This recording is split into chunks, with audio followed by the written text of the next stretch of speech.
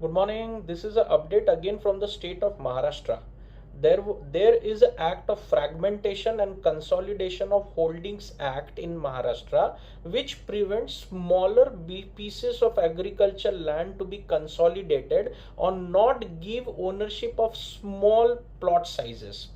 Now, the amendment proposed by the Maharashtra state government, the standard operating procedure, इसका issue होगा अगले 2 weeks में, पर जो लॉ पास हुआ है जनवरी 1 2025 तक जो छोटे प्लॉट्स ऑफ लैंड हैं, 1 गुंठा या 2 गुंठा, 1 गुंठा मतलब 1089 स्क्वायर फीट के जो प्लॉट है उसका ओनरशिप वो पर्सन को दिया जाएगा in a fragmented form with equal property rights.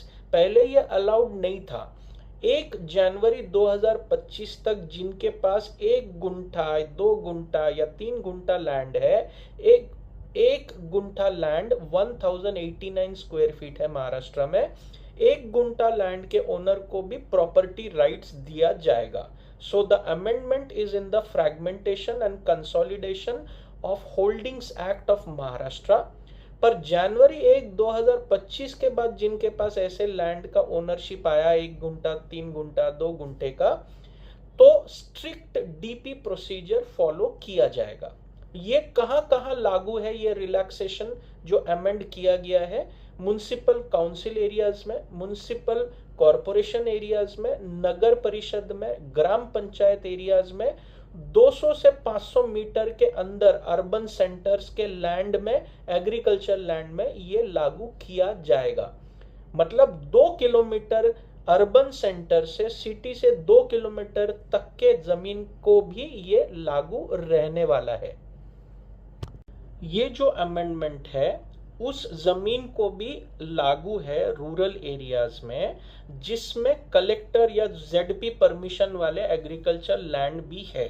तो अभी यह अच्छा खबर है कि 1 गुंठा वाले लैंड ओनर को भी प्रॉपर्टी राइट्स दिया जाएगा अगर उनका होल्डिंग 1 जनवरी 2025 के अंदर है। तो उसके बाद जो फ्रेश लॉ है नए लैंड ओनर्स को ये कट ऑफ डेट के बाद उसमें लागू रहेगा।